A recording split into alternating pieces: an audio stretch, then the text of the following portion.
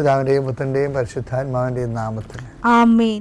പരിശുദ്ധമേ, അമ്മേ പരിശുദ്ധമേ, ദൈവമാതാവേ, കൃപാസനത്തിലൂടെ ഞങ്ങളുടെ ദേശത്തിനും അമ്മ മധ്യസ്ഥം തേടി തന്ന എല്ലാ അനുഗ്രഹങ്ങൾക്കും കൃപകൾക്കും ഞങ്ങളിപ്പോൾ ഹൃദയം നിറഞ്ഞ നന്ദി പറയുന്നു. അമ്മേ പരിശുദ്ധമേ, ദൈവമാതാവേ, 2004 ഡിസംബർ 7 ഉച്ചകഴിഞ്ഞ് 2:30 കൃപാസനത്തിൽ സംഭവിച്ച അമ്മയുടെ പ്രത്യക്ഷപ്പെടലിനെ കുറിച്ച് തിരുസഭയ്ക്ക് സമർപ്പിച്ചിരിക്കുന്ന പഠനരേഖകളുടെ മേൽ സഭാത്മകമായ പഠനം ആരംഭിക്കുവാൻ ഞങ്ങൾ പ്രാർത്ഥിക്കുന്നു.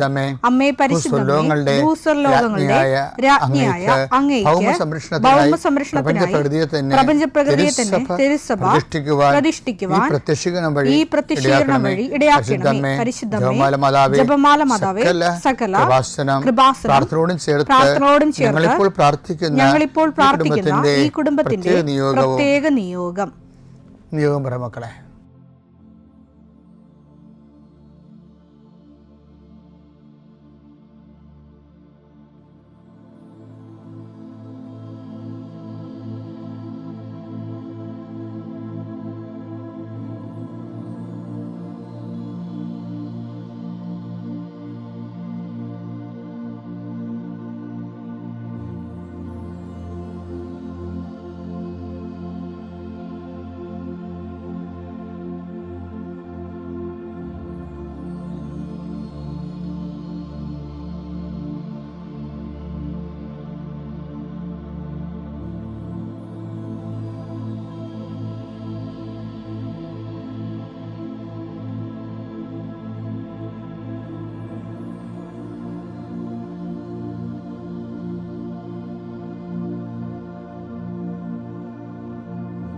അമ്മയുടെ പ്രത്യക്ഷീകരണത്തിന്റെ ഈ അനുഗ്രഹവേളയിൽ ഞങ്ങൾക്ക് സാധിച്ചു തരുവാൻ കനിയണമേ. ആമേൻ. വിശ്വാസ പ്രമാണം. സർവശക്തനായ പിതാവും ആകാശത്തിന്റെയും ഭൂമിയുടെയും സൃഷ്ടാവുമായ ദൈവത്തിൽ ഞാൻ വിശ്വസിക്കുന്നു. അവിടുത്തെ ഏകപുത്രനും ഞങ്ങളുടെ കർത്താവുമായ ഈശോമിശിഹായിലും ഞാൻ വിശ്വസിക്കുന്നു. ഈ പുത്രൻ പരിശുദ്ധാത്മാവിനാൽ ഗർഭസ്ഥനായി കന്യകാമറിയത്തിൽ നിന്ന് പിറന്ന് പൊന്തിയോസ് പീലാത്തോസിന്റെ കാലത്ത് പീഡകൾ സഹിച്ച് കുരിശിൽ തറയ്ക്കപ്പെട്ട് മരിച്ച് അടക്കപ്പെട്ട് പാതാളങ്ങളിൽ ഇറങ്ങി മരിച്ചവരുടെ ഇടയിൽ നിന്ന് 3-ാം നാൾ ഉയർത്ത് സ്വർഗത്തിലേക്ക് എഴുന്നള്ളി സർവശക്തിയുള്ള പിതാവായ ദൈവത്തിന്റെ വലതുഭാഗത്തിരിക്കുന്നു. അവിടെ നിന്ന് ജീവിക്കുന്നവരെയും മരിച്ചവരെയും വിധിക്കുവാൻ വരുമെന്നും ഞാൻ വിശ്വസിക്കുന്നു. പരിശുദ്ധാത്മാവിലും ഞാൻ വിശ്വസിക്കുന്നു. വിശുദ്ധ കത്തോലിക്കാ സഭയിലും പുണ്യവാന്മാരുടെ ഐക്യത്തിലും പാപങ്ങളുടെ മോചനത്തിലും ശരീരത്തിന്റെ ഉയർപ്പിലും നിത്യമായ ജീവിതത്തിലും ഞാൻ വിശ്വസിക്കുന്നു. ആമേൻ. സുഖസ്ഥനായ ഞങ്ങളുടെ പിതാവേ, അങ്ങയുടെ നാമം പൂജിതമാകണമേ. അങ്ങയുടെ രാജ്യം വരണമേ. അങ്ങയുടെ തിരുമനസ് സ്വർഗത്തിലെ പോലെ ഭൂമിയിലും ആകണമേ. അന്നു വേണ്ടുന്ന ആഹാരം ഇന്ന് ഞങ്ങൾക്ക് തരണമേ. ഞങ്ങളോട് തെറ്റ് ചെയ്യുന്നവരോട് ഞങ്ങൾ ക്ഷമിക്കുന്നത് പോലെ ഞങ്ങളുടെ തെറ്റുകൾ ഞങ്ങളോടും ക്ഷമിക്കണമേ. ഞങ്ങളെ പ്രലോഭനത്തിൽ ഉൾപ്പെടുത്തരുതേ, തിന്മയിൽ ഞങ്ങൾ രക്ഷിക്കണമേ. ആമേൻ. നന്മ നിറഞ്ഞ മറിയമേ, സ്വസ്തി. കർത്താവ് അങ്ങയുടെ കൂടെ സ്ത്രീകളിൽ അങ്ങ് അനുഗ്രഹിക്കപ്പെട്ടവളാകുന്നു. അങ്ങയുടെ ഉദരത്തിൻ ഫലമായി ഈശോ അനുഗ്രഹിക്കപ്പെട്ടവനാകുന്നു. പരിശുദ്ധ മറിയമേ, തമ്പുരാന്റെ അമ്മേ, പാപികളായ ഞങ്ങൾക്ക് വേണ്ടി ഇപ്പോഴും ഞങ്ങളുടെ മരണസമയത്തും തമ്പുരാനോട് അപേക്ഷിക്കണമേ. ആമേൻ. കർത്താവേ, നിന്റെ ഉന്നതമായ നാമത്തിന് സ്വസ്ഥം ചെയ്യും. കർത്താവേ, നിന്റെ വിശുദ്ധ പൗരോഹിത്യത്തെ മഹത്വപ്പെടുത്തണമേ. കർത്താവെ, സഭയിലുള്ള സാന്നിധ്യം പ്രകടമാക്കണമേ. 40 വർഷം ഞാൻ അർപ്പിച്ച കൃപാന്റെ യുഗതിയാൽ കൃപാസ്ഥാനത്താറെ ജീവനോടെ പ്രത്യക്ഷപ്പെട്ട മാതാവിന്റെ മാധ്യസ്ഥ ഇന്ന് അങ്ങയുടെ മക്കളെ പ്രാർത്ഥന കൂടുന്ന എല്ലാ മക്കൾക്ക് വേണ്ടി പ്രാർത്ഥിക്കുകയാണ്. നിന്റെ കൂടെ അമ്മ ഉണ്ടാവുമെന്ന് നീ ഓർക്കണം ദൈവപൈതലേ. കർത്താവ്, കിടപ്പായിപ്പോയവർ, ഇങ്ങനെ ഒരു ആരോഗ്യമുണ്ട് പക്ഷെ കിടന്നു പോയവർ, ചിലപ്പോൾ അപകടം ഉണ്ടായി കിടന്നു പോയവർ, കർത്താവെ പ്രഷർ വന്ന് കിടന്നു പോയവർ, കർത്താവിൻ്റെ തിരുമുറുവാർന്ന വലതുകരം ആണിപ്പെടുതാടുന്ന അത്ഭുതകരം ആ കിടന്നുപോയ മക്കളുടെ മേൽ ശരീരത്തിൽ തലയ്ക്കപ്പെടട്ടെ.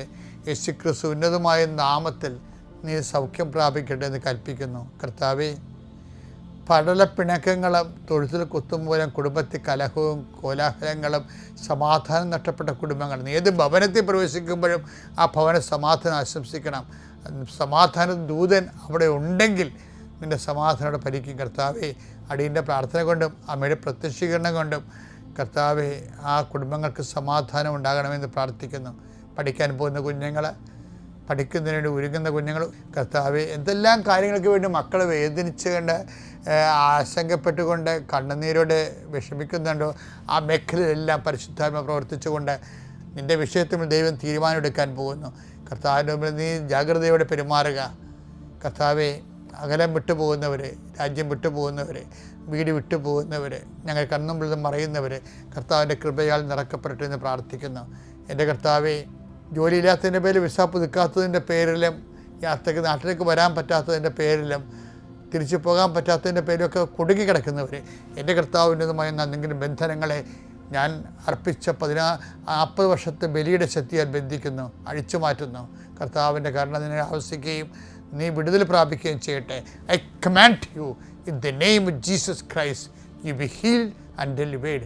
പിതാവും പുത്രനും പരിശുദ്ധാത്മാവിശ്വരം നീക്കും. ആമേൻ. എൻ്റെ പ്രിയപ്പെട്ടവരെ, കഴിഞ്ഞ ദിവസങ്ങളിലെ 5 വചനം എടുത്തായിരുന്നു. നമുക്കതൊന്നിലെടുക്കാം. മർക്കോസ് 1:45. എന്നാൽ അവൻ പുറത്തു ചെന്ന് വളരെ കാര്യങ്ങൾ പ്രഘോഷിക്കാനും പ്രസിദ്ധമാക്കാനും തുടങ്ങി. തന്മൂലം പിന്നീട് പട്ടണത്തിൽ പരസ്യം പ്രവേശിക്കാൻ യേശുവിന് സാധിച്ചില്ല. അവൻ പുറത്ത് വിജന പ്രദേശങ്ങളിൽ തങ്ങി. ജനങ്ങളാകട്ടെ എല്ലായിടങ്ങളിൽ നിന്ന് അവന്റെ അടുത്ത് വന്നുകൊണ്ടിരുന്നു. ഇതിനകത്ത് എനിക്കിഷ്ടപ്പെട്ട വചനം അറിയാം, തങ്ങി എന്നുള്ള വാക്കാണ്. ഇപ്പം നമ്മൾ കഴിഞ്ഞ ദിവസങ്ങളിൽ പറഞ്ഞത് എന്താണ്? ഒരു വഴി അടഞ്ഞെന്ന് കണ്ടാൽ, അല്ല അവിടെ കലുഷിതമാണെന്ന് കണ്ടാൽ കർത്താവ് വേറെ വഴിയെ പോകും. അതുപോലെ തന്നെയാണ് ഇപ്പോൾ ആ കുഷ്ഠരോഗി സുഖപ്പെട്ടപ്പോൾ അവനോട് പറഞ്ഞായിരുന്ന കർത്താവ്, ആരോടും ചെന്നൊന്നും പറഞ്ഞേക്കരുത് എന്ന് പറഞ്ഞായിരുന്നു. പക്ഷേ ആ അണ്ണൻ പോയി എല്ലാവരോടും പറഞ്ഞ്.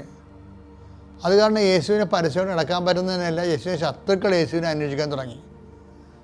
അപ്പോൾ ശത്രുപാളയത്തിൻ്റെ മണം വന്നപ്പോൾ യേശു എന്ത് ചെയ്ത്? പിന്നെ പ്രൊസീഡ് ചെയ്തില്ല. പിന്നെ എന്ത് ചെയ്ത്? അവൻ വിജനപ്രദേശത്ത് തങ്ങി എന്നാണ് പറയണത്. വിജനപ്രദേശം എന്ന് പറഞ്ഞാൽ എന്താണെന്ന് അറിയാമല്ലോ, അത് ഒരേ സമയം തന്നെ ദൈവസന്നിധാനമാണ്. ദൈവസന്നിധാനത്തേക്ക് അവൻ തങ്ങുകയാണ്. നമുക്ക് ചുറ്റും വിഷയങ്ങൾ കോംപ്ലിക്കേറ്റഡ് ആകുമ്പോൾ നമുക്ക് തങ്ങേണ്ടി വരും കർത്താവിൻ്റെ അടുത്ത്. പിന്നെ മുന്നോട്ട് പോകരുത്. ഇപ്പോൾ കേസ് കൊടുക്കേണ്ട കേസാണെങ്കിലും ഇപ്പോൾ ഞാൻ ചിലരോടൊക്കെ പറയും, കേസ് കൊടുക്കേണ്ട, വരട്ടെ, വെയിറ്റ് ചെയ്യും, പ്രാർത്ഥിക്കെന്ന് പറയും. എന്താ കാര്യം? ഇപ്പോഴും നമ്മൾ ഈ കേസ് കൊടുക്കാൻ വേണ്ടി ഇങ്ങനെ വികാരം കൊണ്ട് നിൽക്കുന്ന ആൾക്കാരില്ലേ, അവരുടെ ഇപ്പോഴത്തെ വികാരമാണത്. അപ്പോൾ നമ്മൾ ആ ഒരു അരിശത്തിൽ പോയി അറ്റിച്ചടിക്കഴിഞ്ഞാൽ എന്ത് ചെയ്യും? പിന്നെ നമുക്ക് കുറച്ച് കഴിയുമ്പോൾ കേസ് പരിശുദ്ധാത്മാവ് പ്രവർത്തിക്കാൻ തന്ന സമയത്ത് കേസ് പിൻവലിക്കാൻ തോന്നും.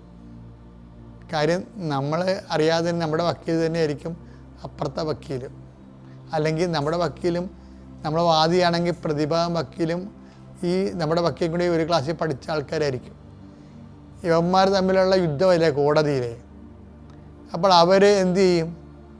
അവർ 10 പൈസ ഇവരിൽ നിന്ന് 2 പേരിൽ നിന്ന് ഉണ്ടാക്കിയിട്ട് ആ സംഭവം അവസാനം കൊണ്ട് കോംപ്രമൈസ് ആക്കും. എന്നാൽ പിന്നെ ഇത് ആദ്യം ചെയ്യാൻ പാടില്ലേ, അത് ചെയ്താൽ അവർക്ക് കാശ് കിട്ടുക. അപ്പോൾ അതുകൊണ്ട് ചില സമയത്ത് നമ്മൾ പ്രൊസീഡ് ചെയ്യരുത്.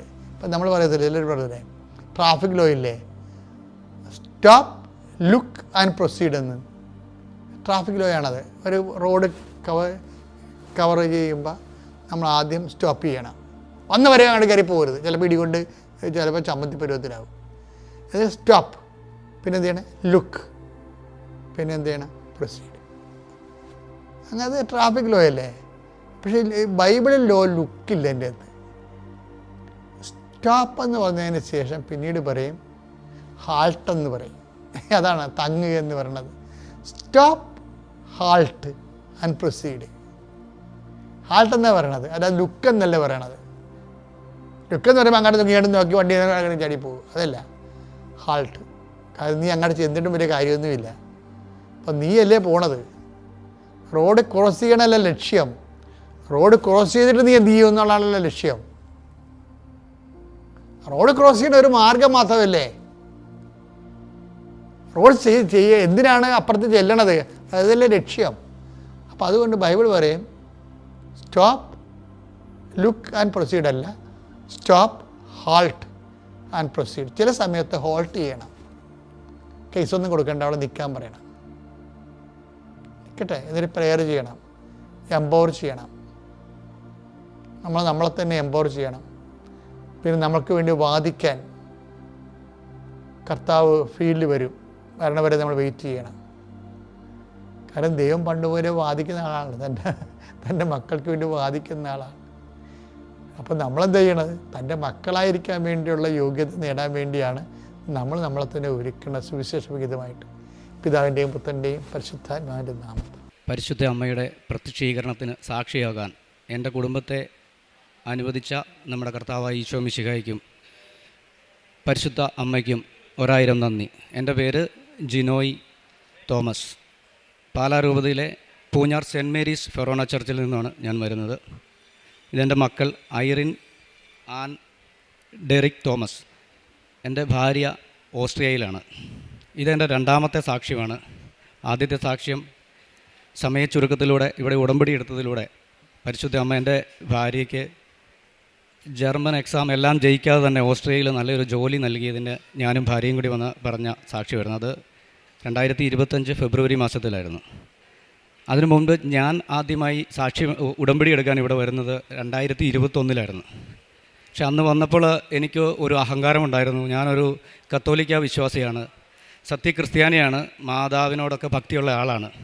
അപ്പോൾ ഞാനിവിടെ വന്ന് ഉടമ്പടി എടുക്കുന്നത് ഒരു പരീക്ഷണാർത്ഥമാണ്. എൻ്റെ 2 സുഹൃത്തുക്കളോടൊപ്പം വന്ന് വെറുതെ ഇതെന്നാന്ന് കാണാൻ വേണ്ടി ഉടമ്പടി എടുത്തതാണ്. അന്നേരം ഇവിടെ ഉടമ്പടി എടുത്ത ആളുകൾ മാതാവിൻ്റെ തിരുസ്വരൂപമായി പ്രദക്ഷിണത്തിൽ വരുമ്പോൾ ഇവിടെ നിൽക്കുന്ന ആളുകൾ അക്രൈസ്തവരൊക്കെ മാതാവിൻ്റെ രൂപത്തിൽ തൊട്ട് വന്ദിക്കുന്നത് കണ്ടിട്ട് ഇതൊരു വിഗ്രഹാരാധന പോലെയാണ് എനിക്ക് ഫീൽ ചെയ്തത്. എനിക്ക് വളരെ പുച്ഛമായിരുന്നതില്ല. ഞാനൊരു ക്രിസ്തീയ വിശ്വാസിയാണ് എന്നുള്ള അഹങ്കാരം, ഏകദൈവ വിശ്വാസിയാണെന്നുള്ള അഹങ്കാരം. അപ്പോൾ ഇവിടെയുള്ള വിശുദ്ധ വസ്തുക്കൾ, ഉടമ്പടി വസ്തുക്കളൊക്കെ അതൊക്കെ ചുമ്മാ പ്രകർശനമാണ്. ഇവിടെ നടക്കുന്ന യൂട്യൂബിൽ സബ്സ്ക്രൈബ് ചെയ്യണം, നിങ്ങൾ ഇത് വചനം സാക്ഷ്യങ്ങൾ കേൾക്കണം എന്നൊക്കെ പറയുന്നത് ബിസിനസ് തട്ടിപ്പായിട്ടാണ് എനിക്ക് തോന്നിയത്. പക്ഷേ എനിക്ക് അതിനോട് എതിർപ്പില്ലായിരുന്നു. കാരണം ഇവിടെ പലതരത്തിലുള്ള ബിസിനസ് നടക്കുന്നു. മദ്യവും മയക്കുമരുന്നും ഒക്കെ വിറ്റ ആളുകൾ കാശുണ്ടാക്കുന്നു. ഇവിടെ വിൽക്കപ്പെടുന്നത് ആത്മീയതയാണല്ലോ, ദൈവവചനമാണല്ലോ. അതുവഴി ഒരുപാട് ആളുകൾക്ക് മാനസിക സന്തോഷം ലഭിക്കുന്നുണ്ട്, ഒരുപാട് ആളുകൾ വിശദീകരിക്കപ്പെടുന്നുണ്ട്. അതുകൊണ്ട് അതങ്ങ് നടക്കട്ടെ, നല്ല കാര്യമല്ലേ വിൽക്കുന്നത് എന്നുള്ളൊരു വിചാരമായിരുന്നു. ഞാൻ ഉടമ്പടി എടുക്കുന്നത് പോലും ഞാൻ നോക്കിയപ്പോൾ നമ്മളൊക്കെ ഫിറ്റ്നസ് സെൻ്ററുകളിൽ പോയി നമ്മുടെ ബോഡിക്കൊക്കെ ആരോഗ്യം കിട്ടാൻ ഇതിന് ഫിറ്റ്നസ് സെൻ്ററുകളിലൊക്കെ പോകുന്നുണ്ട്. എന്ന് പറഞ്ഞ പോലെ ഇതൊരു സ്പിരിച്വൽ എക്സർസൈസ് എന്നുള്ള രീതിയിൽ ഞാൻ ഉടമ്പടി എടുക്കുകയാണ്. കുറച്ച് നാൾ ഞാനൊരു ടിപ്പിക്കൽ ക്രൈസ്തവനാണ്. പള്ളിയിൽ പോകും, ഞായറാഴ്ച പോകും, വിശേഷ ദിവസങ്ങളിലൊക്കെ കൂട്ടുകാരോട് 1-2 പക്കടിക്കും. അങ്ങനെയൊക്കെ അടിച്ചാലും കുഴപ്പമൊന്നുമില്ല, നമ്മുടെ മനസാക്ഷി നന്നായിരുന്നാൽ മതി എന്നുള്ളൊരു വിശ്വാസമാണ് എനിക്ക്. അതുകൊണ്ട് തന്നെ ഇത്തരം ശീലങ്ങളൊക്കെ ഒന്ന് കുറയ്ക്കാം, പള്ളിയിൽ പോകാം, പ്രാർത്ഥിക്കാം, അങ്ങനെ ഒരു പ്രാക്ടീസ് ചെയ്യാം എന്നുള്ള രീതിയിൽ ഉടമ്പടി എടുക്കുന്നു. ഉടമ്പടി എടുത്ത ശേഷം ഞാൻ വീട്ടിൽ ചെന്ന് എൻ്റെ അമ്മയോടും ഭാര്യയോടും പറയുമ്പോൾ അവരെന്നെ നിരുത്സാഹപ്പെടുത്തുന്നു. ഇത് വേണ്ടായിരുന്നു, നിൻ്റെ സ്വഭാവം വെച്ച് നീ ഇത് പൂർത്തിയാക്കുകയല്ല. അപ്പം ഞാൻ എൻ്റെ മമ്മിയോട് പറഞ്ഞു, ഞാനൊരു 2 ബക്കടിച്ചിട്ട് വീട്ടിൽ കയറി വന്ന മമ്മി എന്നെ വെറുക്കുമോ? ഇല്ല. അതുപോലെ തന്നെ മാതാവ് എന്നെ വെറുക്കത്തില്ല. ഉടമ്പടിയൊക്കെ ചുമ്മാ പ്രകസനമാണ്. ഞാനങ്ങനെ 1 മാസം കൊണ്ട് എൻ്റെ ആദ്യത്തെ ഉടമ്പടി, അത് കഴിഞ്ഞ് എനിക്ക് കുഴപ്പങ്ങളൊന്നുമില്ല, ഞാനിങ്ങനെ പോവുകയാണ്. പക്ഷേ ഞാനൊരു നേഴ്സാണെങ്കിലും എനിക്ക് പരമ്പരാഗതമായി കിട്ടിയ തടിക്കച്ചവടമാണ് ഞാൻ ചെയ്തുകൊണ്ടിരുന്നത്. ടിമ്പർ ബിസിനസ്സായിരുന്നു. പരി എൻ്റെ ബിസിനസ്സിൽ ഫ്ലോപ്പ് ഉണ്ടായി. എനിക്ക് കുറച്ച് പൈസ, ഒരു വലിയ തുക, ലക്ഷങ്ങളോളം തുക ഒരാൾ എന്നെ പറ്റിച്ചുകൊണ്ട് പോയി. ആ സമയത്ത് എൻ്റെ വൈഫ് പറയുന്നു, അവളിവിടെ ഒരു ക്യാൻഡിൽ ലൈറ്റ് പ്രയറിൽ അപേക്ഷിച്ച് എനിക്കൊരു തീരുമാനം എടുക്കണമെന്ന് മാതാവിനോട് പ്രാർത്ഥിക്കണം. അങ്ങനെ അവൾക്ക് തോന്നുകയാണ് ജർമ്മൻ പഠിക്കാമെന്ന്. അങ്ങനെ അവൾ എന്നോട് പറഞ്ഞു അവൾ ജർമ്മൻ പഠിക്കാൻ പോകുന്നു. അത് ഒരു മാസമൊക്കെ കഴിഞ്ഞപ്പോൾ എന്നോട് ആൾ പറയുന്നു, നമുക്കൊന്ന് ഉടമ്പടി എടുക്കാൻ പോയാലോ? ഓക്കെ, ഞാൻ വന്നു. ഇവിടെ വന്ന് ഞങ്ങൾ 2 പേരോട് വന്ന് ഉടമ്പടി എടുക്കാൻ തുടങ്ങിയപ്പോൾ ഭാര്യ ഭർത്താവ് ആരെങ്കിലും ഒരാൾ ഉടമ്പടി എടുത്താൽ മതി, ഫലത്തിൽ 2 പേരും കൂടിയാണ് എന്ന് ഇവിടുന്ന് പറയുന്നു. അങ്ങനെ എൻ്റെ വൈഫ് ഉടമ്പടി എടുക്കുന്നു. പക്ഷേ ഞാനിവിടെ നിന്നപ്പോൾ അന്ന് ജോസഫ് അച്ഛൻ്റെ ഒരു ടോക്ക് കേൾക്കുന്നു. 2 വ്യക്തികൾ തമ്മിൽ ഒരു എഗ്രിമെൻറ്റ് ചെയ്താൽ അതിൽ 2 പേരും ആ കാര്യങ്ങൾ പാലിക്കണം. അതിൽ എഗ്രിമെൻറ്റ് ലംഘിക്കുന്നവനാണ് വിശ്വാസവഞ്ചന കാണിക്കുന്നത്. പെട്ടെന്ന് എനിക്ക് തോന്നി, എൻ്റെ എതിർ നിൽക്കുന്നത് ദൈവമാണ്, അവിടുന്ന് വാഗ്ദാനങ്ങളിൽ വിശ്വസ്തനാണ്. പക്ഷെ ഞാൻ ഉടമ്പടി ലംഘിച്ചത് തെറ്റാണെന്നുള്ളൂ എനിക്ക് തോന്നുന്നു. പിന്നീട് ഞാൻ ആത്മാർത്ഥമായിട്ട് ഉടമ്പടി എടുക്കുന്നു എൻ്റെ ഭാര്യയോട്. ഞാൻ വീട്ടിൽ ചെന്ന് കഴിഞ്ഞ് ഒരാഴ്ച കഴിഞ്ഞപ്പോൾ എനിക്ക് തോന്നി ഞാൻ ഒറ്റയ്ക്ക് വന്ന് ഒന്നുകൂടി ഉടമ്പടി എടുക്കണം. അങ്ങനെ ഞാൻ ഇവിടെ വരുന്നു. എൻ്റെ ഒരു ഹൈന്ദവ സുഹൃത്തിൻ്റെ ഒപ്പമാണ് വരുന്നത്. ഞാൻ വന്ന് ഉടമ്പടി എടുക്കുന്നു, അദ്ദേഹം ഉടമ്പടി എടുക്കുന്നു. അദ്ദേഹം ഈ പ്രദക്ഷിണത്തിന് മാതാവിനെ പിടിക്കാനുള്ള ഭാഗ്യം അദ്ദേഹത്തിന് ലഭിച്ചു, മാതാവിൻ്റെ തിരുസ്വരൂപം ലഭിക്കാനുള്ള. അത് കഴിഞ്ഞ് ഇറങ്ങി വന്നപ്പോൾ പുള്ളി എന്നോട് പറഞ്ഞു, എൻ്റെ കൈകളിൽ കൂടി ദേഹത്തുകൂടി ഒരു കറണ്ട് അടിക്കുന്ന ഒരു ഫീൽ ഉണ്ടായി എന്ന് പറയുന്നത്. അപ്പോൾ എനിക്ക് ഒരു കുറ്റബോധം ഉണ്ടായി. അത് കഴിഞ്ഞിട്ട് ഞാനിങ്ങനെ ഉടമ്പടി പൂർത്തിയാക്കി ആ ഉടമ്പടിയിൽ നടക്കുന്നു. അങ്ങനെ ഇരിക്കുമ്പോഴാണ് എൻ്റെ വൈഫ് എക്സാം എഴുതിയിട്ട് എല്ലാം ജയിച്ചില്ല, 3 വെടികൾ മാത്രം കിട്ടുന്നു. പക്ഷേ മാതാവ് അത്ഭുതകരമായി എൻ്റെ വൈഫിന് ഓസ്ട്രേലിയയിൽ നല്ലൊരു ജോലി നൽകിക്കൊണ്ട് അനുഗ്രഹിക്കുന്നു. ഞങ്ങളതിൻ്റെ സാക്ഷി ഇവിടെ വന്ന് പറഞ്ഞു. അങ്ങനെ കഴിഞ്ഞ വർഷം അവൾ അവിടെ കയറിപ്പോകുന്നു. പിന്നീട് ഞാൻ ഉടമ്പടിയിലിരിക്കുകയാണ്. അപ്പോൾ എനിക്കും ഈ ഓസ്ട്രിയ എന്ന് പറഞ്ഞ രാജ്യത്തെ ഒരു ബെഡ് ചെയ്ത് 10-14 വർഷങ്ങൾക്ക് മുമ്പ് കിട്ടിയതാണ്. ഞാൻ അന്നേരം എൻ്റെ ബിസിനസ് നാട്ടിൽ നിൽക്കാമെന്നുള്ള തീരുമാനത്തിൽ അത് വേണ്ടെന്ന് വെച്ചതാണ്. അപ്പോൾ അങ്ങനെ പക്ഷേ എനിക്ക് പിന്നീട് ഞാൻ നോക്കിയപ്പോൾ എനിക്ക് കിട്ടാണ്ട് തോന്നി. കാരണം എൻ്റെ ബർത്ത് സർട്ടിഫിക്കറ്റിൽ ഒരു ചെറിയ പ്രശ്നമുണ്ടായിരുന്നു, അത് കിട്ടാണ്ട് വന്നതുകൊണ്ട് ഞാനത് പോക്ക് വേണ്ടെന്ന് വെച്ചു. പക്ഷേ ഞാൻ ഈ ഉടമ്പടി എടുത്തു കഴിഞ്ഞപ്പോൾ സമയച്ചുരുക്കത്തിൻ്റെ മാതാവ് എൻ്റെ ബർത്ത് സർട്ടിഫിക്കറ്റ് ശരിയാക്കി തരുന്നു. ഞാൻ വളരെ സന്തോഷവാനാകുന്നു. ഞാൻ അതിൻ്റെ പിറ്റത്തെ ആഴ്ച സെപ്റ്റംബർ മാസത്തിൽ എൻ്റെയും പിള്ളേർക്കും വേണ്ടി ഡൽഹിയിലെ ഓസ്ട്രിയൻ എംബസിയിലേക്ക് ഒരു അപ്പോയിൻമെൻറ്റിന് ഒരു അപേക്ഷ സമർപ്പിച്ചൊരു ഇമെയിൽ അയക്കുകയാണ്. പിറ്റേ ദിവസം എനിക്ക് അവിടുന്ന് ഒരു റിപ്ലൈ വന്നു. സാധാരണ 3 മാസം കഴിഞ്ഞ് വരേണ്ട റിപ്ലൈ പിറ്റേ ദിവസം എനിക്ക് വരികയാണ്. നിങ്ങൾക്ക് ജനുവരി 5-ാം തീയതി ബയോമെട്രിക് നടപടികൾക്ക് വേണ്ടി ഓസ്ട്രിയൻ എംബസിയിൽ ഹാജരാകണമെന്ന് പറഞ്ഞു. അങ്ങനെ ഞങ്ങൾ കഴിഞ്ഞ ജനുവരിയിൽ ഓസ്ട്രിയൻ എംബസിയിൽ പോയി ബയോമെട്രിക് നടപടികൾ പൂർത്തിയാക്കുന്നു. അതിനുശേഷം അതിൻ്റെ പ്രൊസീജിയർ എന്ന് പറയുന്നത് ഓസ്ട്രിയയിലേക്ക് ബാക്കി പേപ്പറുകളെല്ലാം അയക്കുകയാണ്. ഓസ്ട്രിയയിൽ എൻ്റെ വൈഫ് താമസിക്കുന്ന നീഡ് ഓസ്ട്രിയ എന്ന് പറഞ്ഞ സ്റ്റേറ്റിലേക്ക് ഓസ്ട്രിയൻ എംബസിയിൽ നിന്ന് പേപ്പറുകൾ അയക്കുന്നു. 3 മാസത്തിനുള്ളിൽ ഞങ്ങൾക്ക് വിസ വരണം. അതാണ് അവിടുത്തെ നടപടിക്രമങ്ങൾ. ഞാൻ വിസ കാത്തിരിക്കുന്നു. അപ്പോൾ അതിന് മുന്നേ ഞങ്ങൾക്കൊരു വീട് വേണം. വീട് അവിടെ ഫാമിലി ഞങ്ങൾക്ക് എല്ലാവർക്കും കൂടി താമസിക്കാനുള്ള ഒരു വീട് വേണം. വൈഫ് അവിടുത്തെ ജോലി സ്ഥലത്തെ അപ്പാർട്ട്മെൻറ്റിലാണ് താമസിക്കുന്നത്. അപ്പോൾ മക്കളെയും കൊണ്ട് പോകുമ്പോൾ 3 ബെഡ്റൂമുള്ള വീട് വേണം. അങ്ങനെ ഒരു വീട് അന്വേഷിച്ച് നടന്നിട്ട് അടുത്തൊന്നും കിട്ടിയില്ല. 10 കിലോമീറ്റർ അകലെ ഒരു വീട് കിട്ടുന്നു. ആ വീടെടുക്കാൻ പെട്ടെന്ന് പൈസയ്ക്ക് ഒരു ഷോർട്ടേജ് വരുന്നു. അവളങ്ങനെ പ്രാർത്ഥിച്ചിരിക്കുമ്പോൾ അവളുടെ അക്കൗണ്ടിലേക്ക് അവിടുത്തെ ബാങ്ക് കറണ്ട് അക്കൗണ്ടിലേക്ക് ഒരു 9,000 യൂറോ ക്രെഡിറ്റ് ആക്കുകയാണ്. സാധാരണ അവിടെ ആളുകളുടെ ഇതിൽ ഇങ്ങനെ ഓവർ ഡ്രാഫ്റ്റ് പോലെ 2,000 യൂറോ 2 ലക്ഷം രൂപയൊക്കെ വരുന്നു. ഇത് 9 ലക്ഷം രൂപ കിട്ടുന്നു. വളരെ സന്തോഷത്തോടുകൂടി അതിനകത്ത് പൈസ എടുത്ത് ഞങ്ങൾ വീട് വാടകയ്ക്ക് എടുക്കുന്നു. അത് കഴിഞ്ഞ് ഇത് കാത്തിരിക്കുകയാണ്. 3-4 മാസമൊക്കെ കഴിഞ്ഞിട്ടും റിപ്ലൈ വരാതിരുന്നപ്പോൾ എനിക്ക് തോന്നി ഇത് മുന്നോട്ട് പോയാൽ പാടാകും, ശമ്പളമൊന്നും കിട്ടുന്നില്ല, ശമ്പളമെല്ലാം ഇങ്ങനെ പോകുന്നല്ലോ എന്നോർത്ത് ഞാൻ ഞങ്ങളുടെ അടുത്ത് ഭരണങ്ങാനം പള്ളിയിൽ പോയിരുന്നു മാതാവിനോട് പ്രാർത്ഥിക്കുകയാണ്. അൽഫോൻസാമ്മയുടെ ചാപ്പലിൽ പോയിരുന്നു. അമ്മ ഇത് ഇങ്ങനെ മുന്നോട്ട് പോയാൽ ഞങ്ങൾക്ക് ഭയങ്കര ബുദ്ധിമുട്ടാകും, അതുകൊണ്ട് ഇന്ന് ഞാൻ ഈ കേസ് ഡ്രോപ്പ് ചെയ്യുകയാണ്. ഇങ്ങനെ 2 വീടിൻ്റെ വാടക കൊടുക്കാനൊന്നും പറ്റുന്നില്ല, അല്ലെങ്കിൽ എനിക്ക് എന്തെങ്കിലും ഒരു അടയാളം കാണിച്ചു തരണമെന്ന് പറഞ്ഞ് ഞാൻ പ്രാർത്ഥിച്ചുകൊണ്ടിരിക്കുമ്പോൾ ഞാൻ 4ാമത്തെ കൊന്ത ചൊല്ലിക്കൊണ്ടിരിക്കുമ്പോൾ പള്ളിക്കകത്തായിട്ട് ഒരു ക്രൗഡ് കയറി വരുന്ന ശബ്ദം കേട്ട് ഞാൻ കണ്ണു തുറക്കണം. അപ്പോൾ കുറേ യൂറോപ്യൻസാണ്. പക്ഷെ ഞാൻ അവരെ കണ്ടപ്പോൾ ആദ്യം ഓർത്ത് അവർ ന്യൂസിലൻഡുകാരായിരിക്കും, കാനഡക്കാരായിരിക്കും, അല്ല മറ്റേതെങ്കിലും രാജ്യക്കാരായിരിക്കും എന്ന് ഓർത്തിരിക്കുമ്പോൾ ഇവർ ഈ ചാപ്പലിന് ചുറ്റും വന്ന് നിന്നിട്ട് അവരുടെ കൂടെ ഒരു പാൻറ് ഷർട്ട് ഇട്ട ആളുണ്ട്, ഒരു അച്ഛനാണ്, മലയാളിയാണ്, അച്ഛനാണെന്ന് തോന്നുന്നു കണ്ടാൽ. ഇവർ വന്ന് ഇവരുടെ കയ്യിലൊരു നൊവേന പുസ്തകം എടുത്തിട്ട് ഇവർ ഡോയിഷിൽ, അതായത് ജർമ്മൻ ഭാഷയിൽ പ്രാർത്ഥിക്കുകയാണ്. ഞാൻ അത്ഭുതപ്പെട്ടു പോയി. പക്ഷേ എനിക്കത് വിശ്വസിക്കാൻ പറ്റില്ല. ഞാൻ ഓർത്തു അവർ ജർമ്മൻകാരായിരിക്കും അല്ലെങ്കിൽ സ്വിറ്റ്സർലൻഡുകാരായിരിക്കും എന്നൊക്കെ ഇങ്ങനെ ഞാൻ ഓർത്തുകൊണ്ടിരിക്കുകയാണ്. അപ്പോൾ എൻ്റെ തൊട്ട് പുറകിൽ ഒരമ്മയും 2 കുട്ടികളും ഇരിപ്പുണ്ട്. ആ കുട്ടികൾ പറയുന്നത്, അമ്മ ഇവർ ഇംഗ്ലീഷ് അല്ലല്ലോ പറയുന്നത്, ഇവർ സ്പാനിഷ് ആണല്ലോ, ഇവർ പറയുന്ന ഭാഷ സ്പാനിഷ് ആണോ എന്താണെന്നൊക്കെ ചോദിച്ച് പിള്ളേരിങ്ങനെ പറയുക. അപ്പോൾ എനിക്ക് ഇവർ തിരിച്ചു വരുമ്പോൾ ഇവർ ഏത് രാജ്യക്കാരാണെന്ന് ചോദിക്കണം എന്ന് എൻ്റെ മനസ്സിലിങ്ങനെ തോന്നിയിട്ട് ഞാനത് വേണ്ടാന്ന് വെച്ചിരിക്കുമ്പോൾ ഈ അമ്മയോട് ഈ ഇളയ കൊച്ചു ചോദിക്കുകയാണ്, അമ്മ ഇവർ ഏത് രാജ്യക്കാരാണ്? അപ്പോൾ അമ്മ പറയുക, നീ ചോദിക്കടാന്ന് പറയുന്നു. ഈ ആളുകൾ ഇങ്ങനെ നടന്നു വരുന്നു. അപ്പോൾ ഈ കൊച്ച് ഇവരിങ്ങനെ നടന്നു വന്നപ്പോഴത്തേക്കും ചാടി ഏറ്റിട്ട് അതിലൊരു ലേഡിയോട്, aunty where are you from എന്ന് ചോദിക്കുകയാണ്. പെട്ടെന്ന് എൻ്റെ അടുത്ത് വന്ന് ഈ ലേഡി ഇങ്ങനെ കൊച്ചിനെ എടുത്ത് നോക്കിക്കൊണ്ട് പറയുകയാണ്, ഓസ്ട്രിയ എന്ന് പറയുന്നു. അപ്പോൾ ഞാൻ വളരെ അത്ഭുതപ്പെട്ടു പോയി. പിന്നെ ഞാൻ അവിടെ ഇരുന്ന് കൊന്ത ചൊല്ലി പൂർത്തിയാക്കുകയാണ്. കൊന്ത ചൊല്ലിയിട്ട് ഇറങ്ങുമ്പോൾ പള്ളിയുടെ മണ്ഡലത്തിന് ചുറ്റും ഇവർ നിൽപ്പുണ്ട്. അപ്പം ഞാൻ ഈ അച്ഛനാണെന്ന് തോന്നിച്ച വ്യക്തിയോട് ചെന്ന് ചോദിച്ചു, അച്ഛനാണോ എന്ന് ചോദിച്ചാൽ അതേന്ന് പറയുന്നത്, ഞാൻ ഇവരുടെ ഇടവകയിലെ പ്രീസ്റ്റാണെന്ന് പറയുന്നു. അപ്പോൾ ഞാൻ എൻ്റെ അനുഭവം പറയുന്നത്, ഇങ്ങനെ ഒരു വിസയ്ക്ക് വെച്ചിട്ടുണ്ടായിരുന്നു, ഞാനത് ക്യാൻസൽ ചെയ്യാൻ വേണ്ടി തീരുമാനിച്ചു ഇവിടെ വന്ന് പ്രാർത്ഥിച്ചപ്പോഴാണ് ഇങ്ങനെ കണ്ടേ. ഞാൻ അതുകൊണ്ട് പറഞ്ഞത് അച്ഛനോടെന്ന് പറയുമ്പോൾ അച്ഛൻ പറഞ്ഞു, മോനെ നീ പോകരുതെന്ന് എന്നെ അവിടെ നിർത്തിയിട്ട് ഈ ആളുകളെല്ലാം വിളിച്ചു കൂട്ടിയിട്ട് ഈ കാര്യം പറയുകയാണ്. അപ്പോൾ ഇവരെന്നോട് ചോദിച്ചു, നിൻ്റെ വൈഫ് എവിടെ ജോലി ചെയ്യുന്നതെന്ന് ചോദിക്കുന്നു. ഞാൻ ഗ്രാഫൻവോർത്ത് എന്ന സ്ഥലത്തിൻ്റെ കാര്യം പറയുമ്പോൾ ഇവർ ഭയങ്കരമായിട്ട് ആരവം ഉണ്ടാകും. കാരണം അവരുടെ പ്രദേശമായിരുന്നു, അവരൊക്കെ താമസിക്കുന്ന പ്രാന്തപ്രദേശങ്ങളിലായിരുന്നു ഈ സ്ഥലം. അത് വളരെ സന്തോഷമായി. ഞാൻ അച്ഛനോട് ചോദിക്കുന്നത്, എൻ്റെ ഒരു ഫോട്ടോ ഇവരോട് നിന്ന് എടുക്കാമെന്ന് ചോദിച്ചു. അച്ഛൻ്റെ ഫോണിൽ അവരുടെ കൂടെ ഞാൻ നിൽക്കുന്ന ഫോട്ടോ എടുത്തിട്ട് എൻ്റെ നമ്പർ മേടിച്ച് 2 ദിവസങ്ങൾക്ക് ശേഷം എനിക്കത് അയച്ചു തരികയാണ്. അപ്പോൾ ഞാൻ വീട്ടിൽ ചെന്ന് ഇത് വലിയ സന്തോഷത്തോടെ പറയുന്നു, മക്കളോട് പറയുന്നു. ഒരു 3 ദിവസം കഴിഞ്ഞപ്പോൾ എൻ്റെ ഇളയ മോൾക്ക് അവിടെ ഡാൻസ് പ്രാക്ടീസ് ഉണ്ട് പറഞ്ഞതിനകത്ത്. ഞങ്ങൾ പോയി ഇവളെ കൂട്ടിക്കൊണ്ട് വന്നപ്പോൾ ഞാൻ വീണ്ടും പള്ളിയിൽ കയറിയപ്പോൾ ഇവളോട് പറയും, ഇന്നും നമ്മൾ ജർമ്മൻകാരെ ആരെങ്കിലും കണ്ടാൽ മാതാവ് നമുക്ക് ഇത് തരുമെന്ന് നീ ഉറപ്പിച്ചോ കേട്ടോ എന്ന് പറഞ്ഞ് ഞങ്ങൾ പള്ളിയിലോട്ട് കയറി ചെല്ലുമ്പോൾ അവിടെ നടക്കുന്ന അൽത്താരയിൽ ജർമ്മൻ ഭാഷയിൽ കുർബാന നടക്കുകയാണ്. ആ പള്ളിയിൽ നിൽക്കുന്ന മുഴുവൻ ജർമ്മൻകാരാണ്. ഞാനതിൻ്റെ വീഡിയോ എടുത്തു വെച്ചു. അത് കഴിഞ്ഞിട്ട് വളരെ സന്തോഷമായി തിരിച്ചു പോകുന്നു. പിന്നെ ഞാൻ കാണുന്ന ആളുകളോടെല്ലാം ഇത് പറയാൻ തുടങ്ങി, എനിക്കിങ്ങനെ വലിയ ദൈവാനുഭവം ഉണ്ടായെന്ന് പറഞ്ഞ് ഞാൻ പറയുന്നത് കൂടുതലും അവിശ്വാസികളോടാണ്. അവരുടെ വായടയ്ക്കാൻ വേണ്ടിയൊക്കെ ഇത് പറയുന്നത്. അവരങ്ങനെ അന്നേരം കേട്ട് അന്തം വിട്ടിരിക്കുന്നു. അത് കഴിഞ്ഞ് കൃത്യം 17 ദിവസം കഴിഞ്ഞപ്പോൾ എൻ്റെ വൈഫ് അവിടെ നോട്ടിഫിക്കേഷൻ എന്ന് പറഞ്ഞൊരു ക്ലാസ് ഉണ്ട്, അതിനുവേണ്ടി ജോലി ചെയ്യുന്നിടത്തുനിന്ന് ഒരു 300 കിലോമീറ്റർ ദൂരെ ഗ്രാഡ്സ് എന്ന് പറഞ്ഞ സ്ഥലത്തേക്ക് പോയിരിക്കുകയാണ്. അപ്പോൾ ഞങ്ങൾ വാടകയ്ക്ക് എടുത്തിരിക്കുന്ന 8 കിലോമീറ്റർ അകലെയുള്ള വീട്ടിൽ ഒരു 4 ലെറ്ററുകൾ വന്ന് കിടക്കുകയാണ്.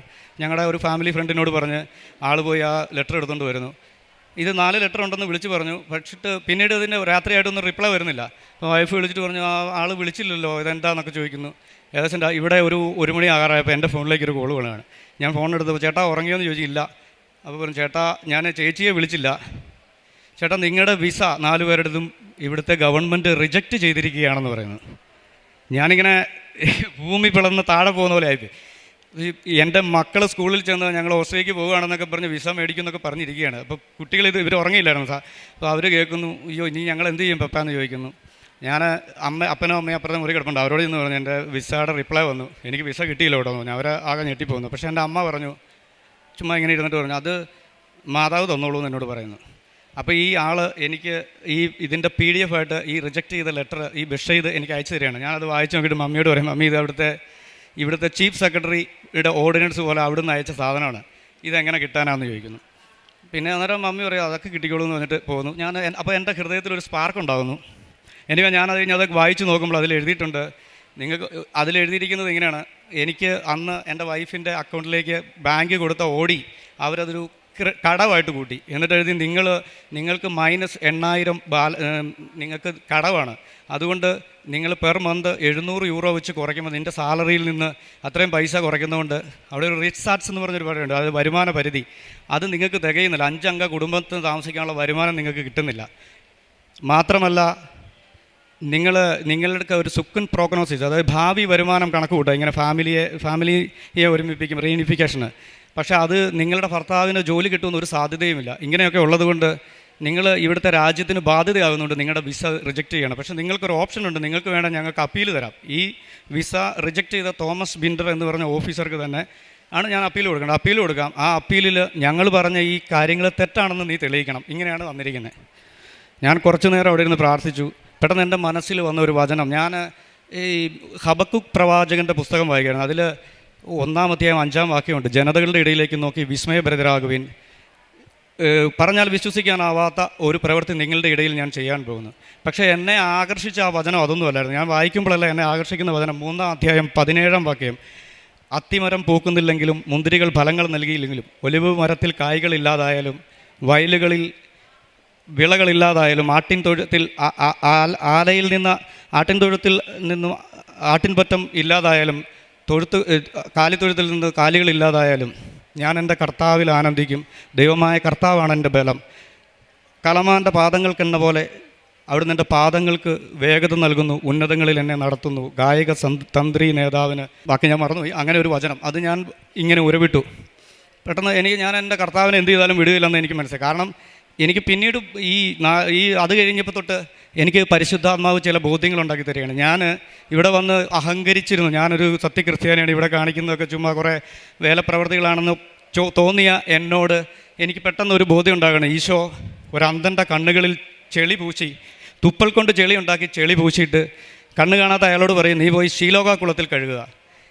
ആ അന്ധൻ്റെ സ്ഥാനത്ത് ഞാനായിരുന്നേ പറഞ്ഞെന്നെ, കർത്താവേ ഇത് കൂട്ട് കണ്ണിച്ചോറയില്ലാത്ത പരിപാടി കാണിക്കരുത്, കണ്ണ് കാണാതെ ഞാൻ വന്നപ്പോൾ എന്നെ എന്തിനാണ് നീ ഇങ്ങനെ പറഞ്ഞത്. പക്ഷേ അയാൾ ശീലോകക്കുളത്തിൽ പോയി കഴുകുകയാണ്. അങ്ങനെ ചില നടപടിക്രമങ്ങളുണ്ട് എന്നെനിക്ക് ബോധ്യപ്പെടുകയാണ്. പിന്നീട് ഞാൻ വചനം വായിക്കുമ്പോൾ പരിശുദ്ധാത്മാവ് സ്നാപയോഹനനിലൂടെ ഒരു വചനം വെളിപ്പെടുത്തി തരികയാണ്. നിങ്ങൾക്ക് പിതാവായ അബ്രാഹം ഉണ്ട് എന്ന് പറഞ്ഞ് നിങ്ങൾ അഹങ്കരിക്കേണ്ട, ഈ കല്ലുകളിൽ നിന്ന് അബ്രാഹത്തിന് സന്തതികളെ ഉണ്ടാകാൻ ദൈവത്തിന് കഴിയുമെന്ന് നിങ്ങൾ കരുതിക്കൊള്ളുവിൻ. അതുകൊണ്ട് മാനസാന്തരത്തിന് യോജിച്ച ഫലങ്ങൾ പുറപ്പെടുവിക്കുവിൻ, അല്ലാത്ത പക്ഷം ഫലം കായ്ക്കാത്ത വൃക്ഷമെല്ലാം വെട്ടി തീയിലെറിയപ്പെടും. ആ നിമിഷം എനിക്ക് മനസ്സിലായി ഞാൻ സത്യക്രിസ്ത്യാനിയാണ് എന്നൊക്കെ പറഞ്ഞ് അഹങ്കരിച്ചിരുന്നത് വെറുതെയാണ്. പിന്നീട് എൻ്റെ ഒരു വചനം എനിക്ക് പൗലോസ്ലീഹ പറയുന്ന വചനം, ക്രിസ്തു എല്ലാമാണ്, എല്ലാവരിലുമാണ്, എല്ലാ മനുഷ്യരെയും സ്നേഹിക്കുന്നവരാണ് ദൈവമെന്ന് എനിക്ക് ബോധ്യപ്പെടുകയാണ്. പരിശുദ്ധ അമ്മ അതിനുവേണ്ടി നിയോഗിക്കപ്പെട്ട ആളാണെന്ന് മനസ്സിലാകുന്നു. എനിക്കപ്പോൾ മനസ്സിലായി ഈ കൃപാസനം പരിശുദ്ധാത്മാവിൻ്റെ ഒരു വിദ്യാലയമാണ്. ഇവിടെ വരുന്നവർക്ക് പരിശുദ്ധ അമ്മയുടെ സാന്നിധ്യത്തിന് അടുത്ത് പ്രത്യക്ഷപ്പെട്ട സ്ഥലത്താണ് വരുന്നത്. പരിശുദ്ധ അമ്മ അടുത്ത് വരുന്നവർക്ക്, അല്ലെ പരിശുദ്ധ അമ്മയുടെ സാന്നിധ്യത്തിൽ ചെല്ലുന്നവർക്കൊരു പ്രത്യേകതയുണ്ട്, അവർ പരിശുദ്ധാത്മാവിനാൽ നിറയും.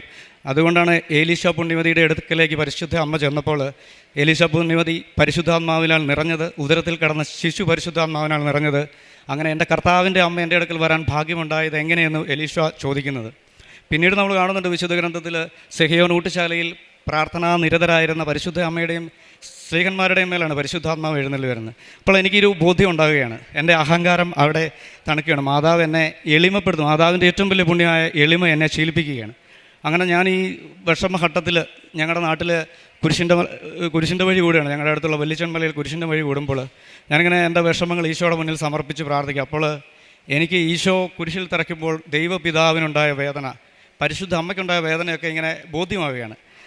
അതുവരെ ഈശോയുടെ ഇടത്ത് വശത്ത് കിടന്ന കള്ളൻ്റെ മനോഭാവത്തോടു കൂടിയായിരുന്നു ഞാൻ. അതായത് എപ്പോഴെങ്കിലും ഈശോ എന്നെ രക്ഷിക്കൂ എന്നുള്ള ബോധ്യത്തോടു കൂടി നടന്ന ഞാൻ അന്ന് ആ കുരിശിൻ്റെ വഴി പൂർത്തിയാക്കിയപ്പോൾ പെട്ടെന്ന് തന്നെ ഈശോ ആദ്യമായി സ്വർഗത്തിലേക്ക് വിളിച്ച, പറുദീസയിലേക്ക് വിളിച്ച വലതുവശത്തെ കള്ളൻ്റെ മനോഭാവത്തിലേക്ക് എത്തുന്നു.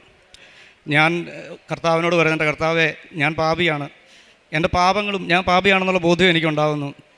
ഞാൻ അവിടെ നിന്ന് പ്രാർത്ഥിച്ചു, ഈശോയെ, നിന്നെ കുരിശിൽ തറച്ച് കൊന്ന് ഇവിടെ ഈ കല്ലറയിൽ കൊണ്ട് അടക്കി മുദ്ര വെച്ചിട്ട് ആളുകളെല്ലാം പോയി.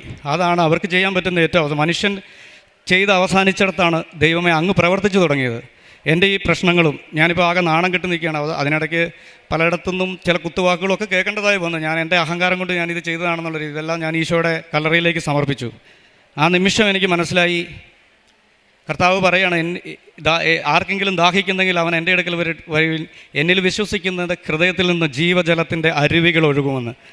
ഞാൻ അവിടെ നിന്ന് പ്രാർത്ഥിച്ചപ്പോൾ എനിക്ക് മനസ്സിലായി, കർത്താവിൻ്റെ ഈ കബറിടം ജീവൻ വിജയം വിരിഞ്ഞൊഴുകുന്ന ജീവൻ്റെ ഉറവയാണെന്ന് എനിക്ക് മനസ്സിലായി. അന്ന് മുതൽ ഞാൻ ആത്മാർത്ഥമായി വിശുദ്ധ കുർബാനയിൽ പങ്കെടുക്കാൻ തുടങ്ങി. ആ സമയം കൊണ്ട് എനിക്ക് ഈ വിസ നഷ്ടപ്പെട്ടതും എനിക്ക് പൈസ നഷ്ടപ്പെട്ടതും ഒക്കെ ഞാൻ മറന്നുപോയി, എൻ്റെ നിയോഗങ്ങൾ പോലും മറന്നുപോയി. കർത്താവിൻ്റെ സ്നേഹത്തിൽ നിന്നും നിലനിൽക്കാൻ ഞാൻ തീരുമാനമെടുക്കുന്നു. അങ്ങനെ വിശുദ്ധ പൗലോസ്ലീഹായുടെ വചനം, നമ്മെ സ്നേഹിക്കുന്നവരിലൂടെ ഈ കാര്യങ്ങളിലെല്ലാം പൂർണ്ണ വിജയം കൈവരിക്കാൻ നമുക്ക് കഴിയുമെന്ന് എനിക്ക് ബോധ്യം വരുന്നു. ഞാൻ വീട്ടിൽ വന്നിരുന്നു, വൈഫിന് ഭയങ്കര സങ്കടമായിരുന്നു. പക്ഷെ ഞങ്ങളൊരു ശീലം ശീലിച്ചിട്ടുണ്ടായിരുന്നു. അതായത് അവൾ വിദേശത്ത് പോയി കഴിഞ്ഞപ്പോൾ തൊട്ട് ഞങ്ങൾ ഫോണിൽ വിളിക്കുമ്പോൾ എങ്ങനെ നമ്മൾ കുരിശ് വരയ്ക്കും, അല്ല കുടുംബ പ്രാർത്ഥന ചെല്ലും എന്നുള്ളൊരു സങ്കടം ഉണ്ടായിരുന്നു. പക്ഷേ ഞങ്ങളതിനൊരു ഓപ്ഷൻ കണ്ടെത്തി. ഫോണിൽ വിളിക്കുമ്പോൾ ഞങ്ങൾ വാട്സപ്പിലൂടെ ഒരു മണിക്കൂറോളം കൊന്ത ചെല്ലുകയും പ്രാർത്ഥിക്കുകയും ചെയ്യും രാത്രിയിലിരുന്ന്.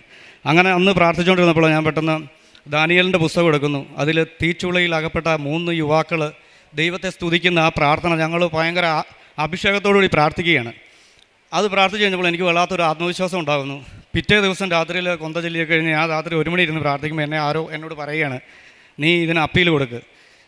അപ്പോൾ ഞാൻ ഇങ്ങനെ ഇരുന്ന് എങ്ങനെ കൊടുക്കണമെന്നൊന്നും എനിക്കറിയത്തില്ല. കാരണം എനിക്ക് എൻ്റെ നാട്ടിൽ ഒരു മുനിസിപ്പൽ കോർട്ടിൽ കൊണ്ട് ഒരു ഹർജി കൊടുക്കാൻ അറിയത്തില്ലാത്ത ആൾ, എനിക്കറിയത്തില്ലാത്തൊരു രാജ്യം, അറിയത്തില്ലാത്തൊരു സംസ്കാരം, അറിയാൻ മേലാത്ത ഒരു സിവിൽ കോഡ്, ഇതെല്ലാം ഉള്ളിടത്ത് ഞാൻ എങ്ങനെ അപ്ലൈ ചെയ്യാനാണ്, അപ്പീൽ കൊടുക്കാനാണ്. പക്ഷേ ഞാൻ അവിടെ ഇരുന്നിട്ട് പെട്ടെന്ന് ഞാനൊരു മെയിൽ, എൻ്റെ വൈഫിൻ്റെ മെയിലിലേക്ക് ഞാനൊരു മെയിൽ അയക്കുകയാണ്. വൈഫ് എഴുതുന്നതായിട്ട്, എൻ്റെ കുട്ടി 7 വയസ്സുള്ള കുട്ടിക്ക് അമ്മയെ പിരിഞ്ഞിരിക്കുന്നൊരു വിഷമമുണ്ട്. മാത്രമല്ല എൻ്റെ ഭർത്താവ് എന്നെ ബസ് ചെയ്തുകൊണ്ട്, ആൾ നേഴ്സായിരുന്നു. അത് ഞങ്ങൾ ഓസ്ട്രിയൻ എംബസിയിൽ നേരത്തെ അറിയിച്ചിട്ടുണ്ടായിരുന്നു. അതുകൊണ്ട് ഭാവി വരുമാനം കിട്ടാൻ സാധ്യതയുണ്ട്. ദയവായി ഭർത്താവിനെയും കുട്ടീനെയെങ്കിലും ഇങ്ങോട്ട് കൊണ്ടുവരാൻ കനിയണം എന്നും പറഞ്ഞ് ഈ പറഞ്ഞ തോമസ് വിൻഡർ എന്ന് പറഞ്ഞ ആൾക്കൊരു അപേക്ഷിക്കുകയാണ്. ഞാൻ മെയിൽ അയച്ച് വൈഫ് അത് അവളുടെ മെയിലിൽ നിന്ന് ഫോർവേഡ് ചെയ്ത് അങ്ങോട്ട് അയക്കുന്നു. ഒരാഴ്ച കഴിഞ്ഞപ്പോൾ റിപ്ലൈ വരികയാണ്. ഇങ്ങനെയാണ് റിപ്ലൈ വരുന്നത്, ഈ കാര്യത്തിൽ എനിക്കൊരു തീരുമാനമെടുക്കാൻ, അതായത് ബെഹോറുടെക്ക് അവിടുത്തെ അതോറിറ്റിക്ക് ഒരു തീരുമാനമെടുക്കാൻ സാധിക്കുകയില്ല. അതുകൊണ്ട് ഞാൻ എൻ്റെ മോനും എനിക്കും വേണ്ടി മാത്രം അപേക്ഷ ചെയ്തത് അവർ തിരിച്ചയച്ചിരിക്കുകയാണ്. നിങ്ങളുടെ 3 കുട്ടികളുടെയും കേസ്, അതായത് ഞങ്ങളുടെ 4 പേരുടെയും കൂടി കേസ് അവിടുത്തെ ലാൻഡസ് പ്രഭാഗവും ഗരിഷ, അതായത് അവിടുത്തെ അഡ്മിനിസ്ട്രേറ്റീവ് കോടതിയിലേക്ക്, നമ്മുടെ ഇവിടുത്തെ ഹൈക്കോർട്ട് പോലെയുള്ള കോടതിയിലേക്ക് ഈ കേസ് ഞങ്ങൾ ഹാൻഡ് ഓവർ ചെയ്യണം എല്ലാ രേഖകളോടും കൂടി ഇന്ന്. അത് കണ്ടപ്പോൾ ഞാൻ പേടിച്ചു പോയി. കാരണം നമുക്ക് എന്ത് ചെയ്യുമെന്ന് അറിയത്തില്ല, ഒരു ആക്സസ് ഇല്ല അങ്ങോട്ട് പോകാൻ കോടതിയിലേക്ക്. എന്നിട്ട് ഇതിൻ്റെ അടിയിൽ കോടതിയുടെ അഡ്രസ്സ് മാത്രമേ എഴുതിയിട്ടുള്ളൂ, ഇമെയിൽ അഡ്രസ്സ് ഇല്ല. ഞാനിങ്ങനെ ഇരിക്കുന്നു. ഞാൻ അന്നേരം എനിക്കറിയാവുന്ന 1-2 അച്ഛന്മാരോടും സുഹൃത്തുക്കളോടും ഒക്കെ ഈ കാര്യം ചോദിച്ചപ്പോൾ അവർ പറഞ്ഞു, അതൊരു 99.9% കിട്ടാൻ സാധ്യത കുറവാണ്. മാത്രമല്ല അവിടെ ഒരു അഡ്വക്കേറ്റിനെ വെക്കണമെങ്കിൽ പെർ അവർ 300 യൂറോ വെച്ച് കൊടുക്കണം, അതായത് 30,000 യൂറോ. അത് ഇതിൻ്റെ പ്രോസസ്സ് ഒരു 6-7 മാസങ്ങളോളം ചിലപ്പം വർഷങ്ങളോളം നീണ്ടുപോകാം. അങ്ങനെയൊക്കെ നിങ്ങൾക്ക് വിസ കിട്ടുള്ളൂ. നിങ്ങൾ ഇത് ക്യാൻസൽ ചെയ്തിട്ട് പിന്നീട് അടുത്ത കൊല്ലം എങ്ങാനും നീ B2 ഒക്കെ എഴുതിയിട്ട് അപ്ലൈ ചെയ്താൽ മതി എന്ന് പറയുന്നു. ഞാൻ ഒന്നും പറയുന്നില്ല. പിറ്റേ ദിവസം വീണ്ടും എന്നോട് ആരോ പറയാണ്, ഈ കോടതിയിൽ അഡ്രസ്സ് കിട്ടില്ല, അതിലേക്ക് നീ ഒരു മെയിൽ പോസ്റ്റൽ ലെറ്റർ അയക്കും. ഞാൻ അന്നേരം അവിടെ ഇരുന്നപ്പോൾ എനിക്ക് പറഞ്ഞ വിശ്വസിക്കുമെന്ന് അറിയില്ല, എനിക്കറിയത്തില്ലാത്ത നിയമവശങ്ങൾ എന്നെ പരിശുദ്ധാത്മാവ് എനിക്ക് വെളിപ്പെടുത്തി തരുന്നു. ഞാൻ ChatGPT നോക്കിയാണെങ്കിലും ഇതൊക്കെ കണ്ട് പഠിച്ചിട്ട് ഞാൻ എൻ്റേതായ ന്യായവാദങ്ങളിലൂടെ ആരോ എനിക്ക് പറഞ്ഞു തരുന്ന കാര്യങ്ങൾ ഞാൻ മെയിലിൽ ഡ്രാഫ്റ്റ് ചെയ്ത് വൈഫിന് അയച്ചു കൊടുക്കുന്നു. അവളത് പോസ്റ്റൽ ലെറ്ററായിട്ട് കോടതിക്ക് അയക്കുന്നു. അത് കഴിഞ്ഞ് ഏതാണ്ടൊരു മാർച്ച് 17 കഴിഞ്ഞ് ഏപ്രിൽ 27-ാം തീയതി ആകുമ്പോൾ കോടതിയിൽ നിന്നൊരു ലെറ്റർ വരികയാണ്, നിങ്ങളുടെ 4 പേരുടെയും കൂടെ കേസ് നടത്താനായിട്ട് ഒരു ഫീസ് അടയ്ക്കണം. ഞങ്ങളങ്ങനെ അത് അടയ്ക്കുന്നു. അങ്ങനെ എല്ലാ കാര്യങ്ങളും നമുക്ക് വെളിപ്പെടുത്തി തന്നിട്ട് ആരുടെ സഹായമില്ലാതെ ദൈവത്തിൻ്റെ പരിശുദ്ധ അമ്മയുടെ സഹായത്തോടു കൂടി മാത്രം ഞങ്ങൾ അയക്കുന്നു. അങ്ങനെ ഞങ്ങൾ അപ്പോൾ ഞാൻ പറഞ്ഞ പോലെ ഈ നേർച്ച വസ്തുക്കളിൽ നിന്ന് വിശ്വാസമില്ലെന്ന് പറഞ്ഞില്ലേ, ഈ നേർച്ച വസ്തുക്കൾ ഉപയോഗിച്ചാണ് ഈ അയക്കുന്ന മെയിലിലെല്ലാം വിശുദ്ധ ഉപ്പ് ഇട്ടുകൊണ്ടാണ് വൈഫ് അത് അയച്ചത് കോടതിയിലേക്ക്. എനിവേ അത് കഴിഞ്ഞ് ജൂൺ 11-ാം തീയതി ഞങ്ങൾക്കൊരു ലെറ്റർ വരികയാണ് കോടതിയിൽ നിന്ന്, നിങ്ങളുടെ കേസ് കോടതി പരിഗണിക്കാൻ പോകണം, അതിന് അതായത് ഹിയറിങ്ങിനായി നീ കോടതിയിൽ ഹാജരാകണം. എൻ്റെ വൈഫിനോട്. വൈഫ് പേടിച്ചു പോയി, കാരണം അവൾ ഒറ്റയ്ക്ക് പോയി, അവൾക്ക് കൃത്യമായ ലാംഗ്വേജ് ഒന്നും അറിയത്തില്ല. പക്ഷേ അതിനകത്തൊരു ഓപ്ഷൻ എഴുതിയിരിക്കുകയാണ്, നിങ്ങൾക്കൊരു ഡോൾമെസ്റ്ററെ, അത് ഒരു ഇൻ്റർപ്രറ്ററെ വെക്കാം, അത് വേണമെങ്കിൽ കോടതിയോട് നിങ്ങൾ അപേക്ഷിക്കണം, കോടതി ഒരാളെ കണ്ടെത്തി തരും, കോടതിയാണ് തരുന്നത്, നമുക്ക് ആരെയും കൊണ്ടുപോകത്തില്ല. ഇനി ഞങ്ങളങ്ങനെ ആളെ വേണമെന്ന് പറഞ്ഞ് ഒരു മലയാളം ദ്വിഭാഷിയെ വേണമെന്നും പറഞ്ഞ് മെയിൽ അയക്കുന്നു. പെട്ടെന്ന് വീണ്ടും റിപ്ലൈ വരുന്നു, ഞങ്ങളിവിടെ ഓസ്ട്രേലിയയിൽ അന്വേഷിച്ചിട്ട് അങ്ങനെ ഒരാളെ കിട്ടുന്നില്ല. കോടതിയുടെ ജസ്റ്റിസ് മാഗ് ഹോൾട്ട് എന്ന് പറഞ്ഞൊരു ലേഡിയാണ് ജഡ്ജി, അവരാണ് ലെറ്റർ അയക്കുന്നത്. ഇങ്ങനെ ഒരാളെ കിട്ടിയില്ല, അതുകൊണ്ട് നിങ്ങൾക്ക് വേണമെങ്കിൽ ഒരു ഓപ്ഷൻ ഉണ്ട്, ഇംഗ്ലീഷ് അല്ലെങ്കിൽ തമിഴ് ഇൻ്റർപ്രറ്ററെ തരാം. അപ്പോൾ ഞങ്ങൾ വീണ്ടും അയക്കുകയാണ്, അത് കിട്ടിയിട്ട് ഞങ്ങൾക്ക് കാര്യമില്ല, ഞങ്ങളുടെ മാതൃഭാഷയിൽ തന്നെ ഞങ്ങളുടെ കാര്യങ്ങൾ പറയാൻ ഞങ്ങൾക്ക് സാധിക്കുകയുള്ളൂ, അതുകൊണ്ട് ഒരാളെ വേണം, ഇല്ലെങ്കിൽ ഞങ്ങൾക്ക് AI ആപ്പുകളായ ChatGPTയോ അല്ലെങ്കിൽ മെറ്റയോ ഗൂഗിൾ ട്രാൻസ്ലേഷനോ ഉപയോഗിക്കാൻ അനുവാദം തരണം. വീണ്ടും പിറ്റേ ദിവസം റിപ്ലൈ വരുന്നു, അത് സാധിക്കില്ല എന്ന് പറഞ്ഞ് റിപ്ലൈ വരുന്നു. അപ്പോൾ അതായത് ജൂലൈ 7-ാം തീയതി ഹിയറിങ്ങിന് വിളിച്ചേക്കാം, ജൂലൈ 4-ന് വരും, അങ്ങനെ സാധിക്കില്ല. പക്ഷേ നിങ്ങൾക്കൊരു ഓപ്ഷൻ തരാം, നിങ്ങൾക്ക് ഏറ്റവും വിശ്വസ്തനായ ഒരാളെ നിങ്ങളുടെ ഇൻ്റർപ്രറ്ററായി നിങ്ങൾക്ക് കോടതിയിൽ കൊണ്ടുവരാം. അപ്പോഴാണ് ഞാൻ എൻ്റെ സഹോദരൻ അവിടെ ഉണ്ട്, അവരോടൊക്കെ ഈ കാര്യം പറയുന്നത്. എൻ്റെ അനിയനെ വിളിച്ച് ഞാൻ പറയുകയാണ്, എടാ ഇങ്ങനെ ഒരു കേസുണ്ട്, നിൻ്റെ പേര് ഞാൻ വെക്കുകയാണ്. പെട്ടെന്ന് അവൻ പറഞ്ഞു, വേണ്ട ചേട്ടാ, എനിക്ക് ഇവിടുത്തെ നിയമവശങ്ങളൊന്നും അറിയത്തില്ല. അവൻ അവിടുന്ന് ഒരു 400 കിലോമീറ്റർ അകലെയാണ്, ഫൊറാൾബർഗ് എന്ന് പറയുന്ന സ്ഥലത്താണ്, അവിടുന്ന് വരികയും ചെയ്യണം. എനിക്കവിടെ എൻ്റെ സുഹൃത്തുക്കളുണ്ട്, അവരെ ആരെങ്കിലും പറയാം, അല്ലെ ഏതെങ്കിലും അഡ്വക്കേറ്റിനെ റെഡിയാക്കി തരാമെന്ന് പറയുന്നു. പക്ഷേ ഞാൻ പറഞ്ഞു അത് വേണ്ട എന്ന് പറയുന്നു. ഞാൻ പറഞ്ഞു അത് വേണ്ട, എൻ്റെ സ്ഥാനത്ത് ദൈവം നിന്നെ കൊണ്ട് നിർത്താൻ തീരുമാനിച്ചു, നീ തന്നെ പോയാൽ മതി എന്ന് പറയുന്നു. അങ്ങനെ അവൻ പോവുകയാണ്. നീ ഒന്നും പറയേണ്ടി വരുമല്ലോ, കാര്യങ്ങളെല്ലാം എഴുതി കൊടുത്തിട്ടുണ്ട്, ആ ജഡ്ജിക്ക് അറിയാം എന്ന് പറഞ്ഞ് ആൾ അങ്ങോട്ട് പോവുകയാണ്. അന്ന് ജൂലൈ 7-ാം തീയതി പോകുന്നു. ഞാൻ അന്ന് രാവിലെ ബസ്സിൽ കയറി കൃപാസനത്തിലോട്ട് വരികയാണ്. ഞാൻ തണ്ണീർമുക്കം, ഞാൻ ഇരുന്ന് കൊന്ത ചൊല്ലിക്കൊണ്ടാണ് വരുന്നത്. തണ്ണീർമുക്കം ബണ്ട് എത്തിയപ്പോൾ നിങ്ങൾക്കറിയാം അവിടെയുള്ള സ്മെല്ലുകൾ എങ്ങനെയാണെന്ന്. പക്ഷേ അവിടെ വന്നപ്പോഴത്തേക്ക് എനിക്ക് ഭയങ്കര റോസാപ്പൂവിൻ്റെ ഗന്ധം കിട്ടുകയാണ്. ഞാൻ അവിടുത്തെ ബസ്സിൽ കയറി ആരെങ്കിലും സ്പ്രേ അടിച്ചുകൊണ്ട് വന്നാന്നോടത്ത് ഞാൻ കൊന്ത ചെല്ലുന്നു. അരമണിക്കൂർ കഴിഞ്ഞപ്പോൾ ഈ ഫ്രാഗ്രൻസിൻ്റെ പവർ കൂടി വരുന്ന കണ്ടപ്പോൾ എനിക്ക് ബോധ്യം ഇത് അമ്മയുടെ സാന്നിധ്യമാണെന്ന്. ഞാൻ എൻ്റെ വൈഫിന് മെസ്സേജ്, അവർ കോടതി വരാൻ നിൽക്കുകയാണ്, എടീ മാതാവ് കൂടെ ഉണ്ട്, നീ ധൈര്യമായിട്ടിരുന്നു, അപ്പം നീ മാതാവിനെ കോടതിയിലോട്ട് വിളിച്ചാൽ മതി എന്ന് പറയുന്നു. അങ്ങനെ അവൾ മാതാവിനെ അവളുടെ ജീവിതത്തിൽ അവൾ ഒറ്റയ്ക്ക് പോയയിടത്തെല്ലാം മാതാവിൻ്റെ സഹായം അവിടെ വന്നത് അവൾ വന്ന് സാക്ഷ്യം പറയും. അതുകൂടി പറയാനുള്ള സമയമില്ലാത്തതുകൊണ്ടാണ്. എനിവേ ഞാൻ അങ്ങനെ പറയുന്നു. എന്നിട്ടും എനിക്കൊരു വിശ്വാസക്കുറവുണ്ട്. ഞാൻ ചേർത്തല വന്ന് ബസ് ഇറങ്ങി ആലപ്പുഴയ്ക്കുള്ള ബസ്സിൽ കയറിയിരുന്നു, വീണ്ടും സുഗന്ധം. ഞാനിവിടെ വന്ന് ഇറങ്ങി ഇവിടെ വന്ന് മുട്ടയെ കുത്തി വന്ന് പ്രാർത്ഥിക്കുകയാണ്. അപ്പോൾ അച്ഛൻ ഇവിടെ ജോസഫ് അച്ഛൻ എല്ലാവർക്കും തല കൈവച്ചൊക്കെ പ്രാർത്ഥിക്കുന്നുണ്ട്. അതിന് ഒരാഴ്ച മുമ്പ് ഞാനിവിടെ വന്നപ്പം അച്ഛനെ കാണാൻ വന്നപ്പോൾ അച്ഛനില്ലായിരുന്നു. പിറ്റത്തെ എൻ്റെ ഈ പേപ്പറുകളെല്ലാം അച്ഛനെ കൊണ്ട് പ്രാർത്ഥിപ്പിക്കാനായിട്ട് വരുമ്പോൾ ഇവിടെ ഇരുന്ന് അച്ഛൻ എന്നോട് പറഞ്ഞു, അച്ഛന് തിരക്കാം, അച്ഛൻ ഇന്ന് വരുമല്ല, മാതാവിനോട് പോയി പറഞ്ഞിട്ട് പോയാൽ മതി എന്ന് പറഞ്ഞു. അങ്ങോട്ട് നടന്നപ്പോൾ എനിക്ക് തോന്നുന്നു ശരിയാണല്ലോ, മാതാവാണല്ലോ എന്നോട് പറഞ്ഞു, അച്ഛനോട് പറയണ്ട, മാതാവിനോട് പറഞ്ഞാൽ മതി. ഞാനങ്ങനെ മാതാവിനോട് പ്രാർത്ഥിച്ച് പോവുകയാണ്. അന്ന് വന്നപ്പോഴും ഞാനിവിടെ നിന്ന് കൊന്ത ചെല്ലുമ്പോൾ അച്ഛനിവിടെ ഉണ്ട്, ഭയങ്കര തിരക്കാണ്, ഞാൻ വന്നില്ല. ഞാൻ അവിടെ നിന്ന് ഫുൾ ടൈം കൊന്ത ചെല്ലുകയാണ്. അങ്ങനെ 1 മണിക്കൂർ കഴിഞ്ഞപ്പോൾ എൻ്റെ ഫോണിൽ മെസ്സേജ് വന്നു, ചേട്ടായി പെട്ടെന്ന് വിളിക്കണം എന്ന് അനിയനാണ് വിളിക്കുന്നത്. അവർ കോടതി കയറി.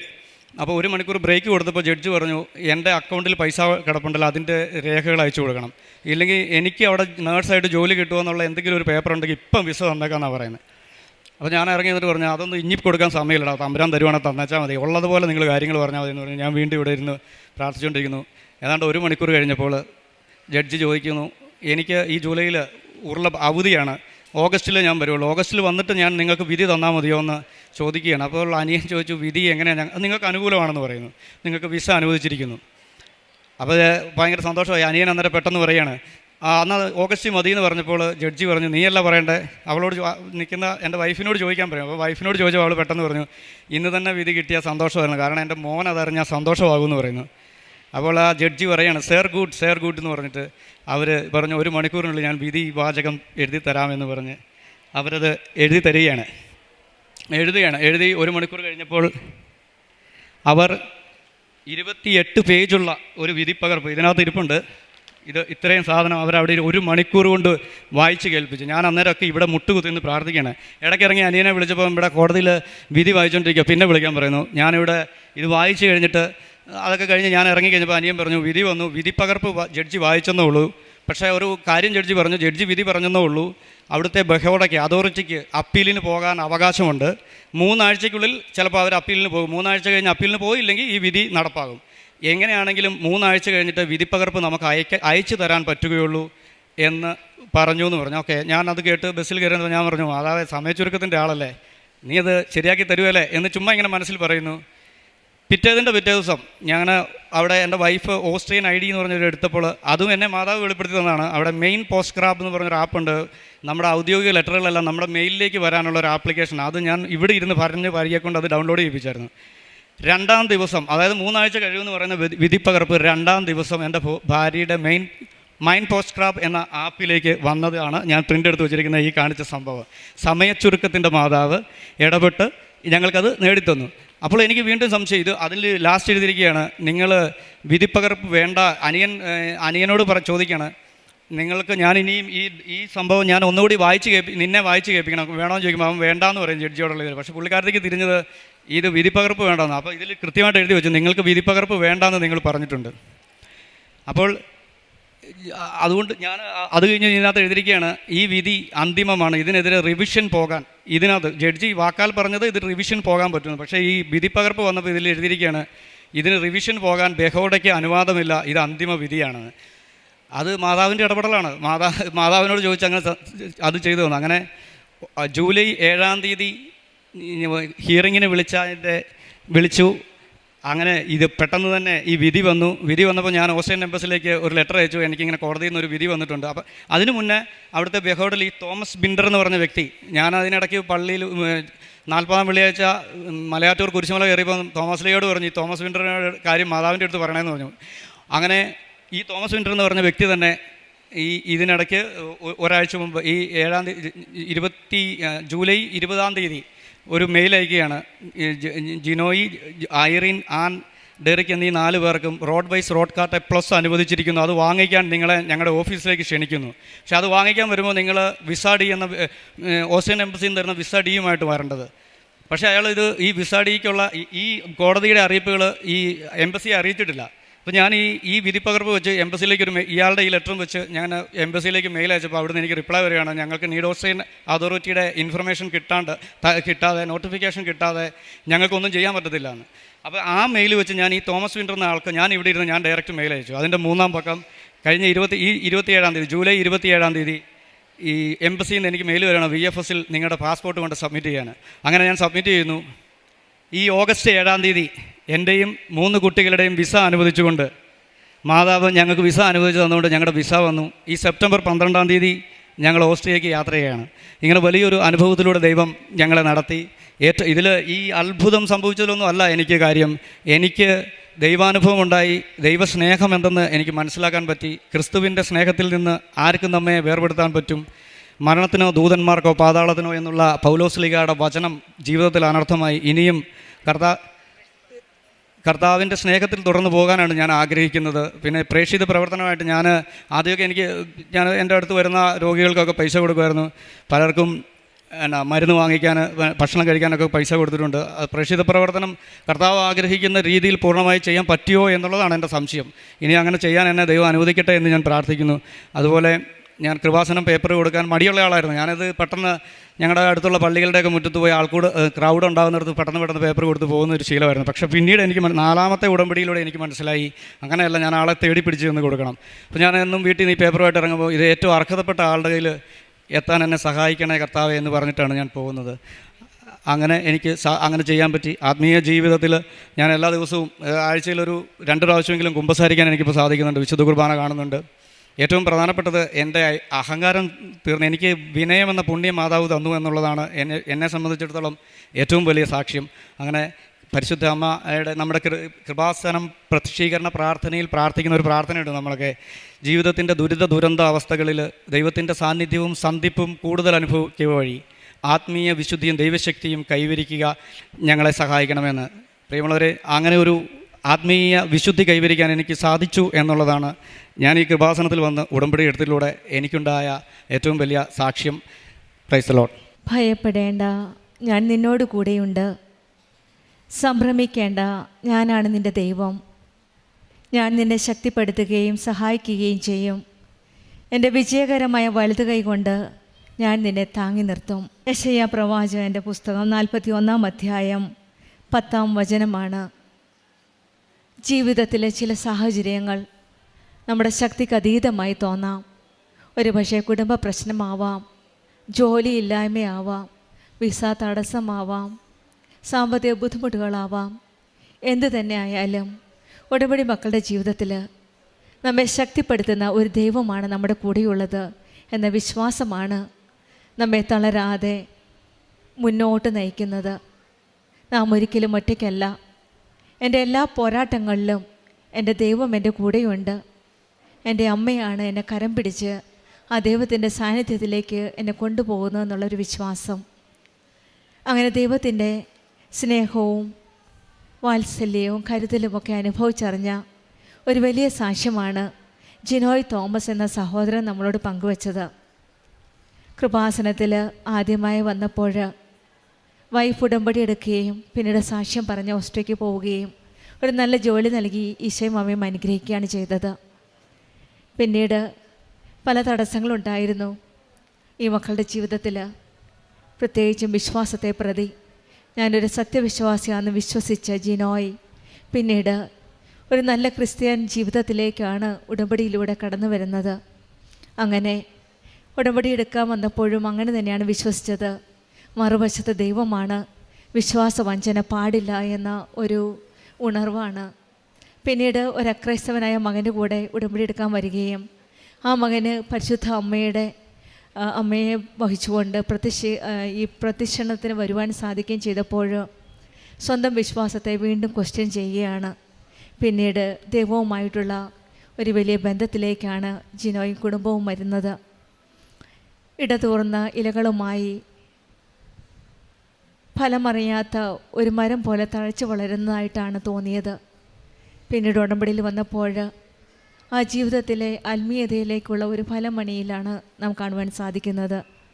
പിന്നീട് കുടുംബത്തിലുള്ള ഓരോ കാര്യങ്ങളും ഈശോയുടെ അമ്മയോടും കൂടെ ചേർന്ന് നിന്നുകൊണ്ട് ഓരോ കാര്യങ്ങളും ഈശോയുടെ അമ്മയിലും വിശ്വസിച്ച് അർപ്പിച്ച് പ്രാർത്ഥിക്കുകയാണ്.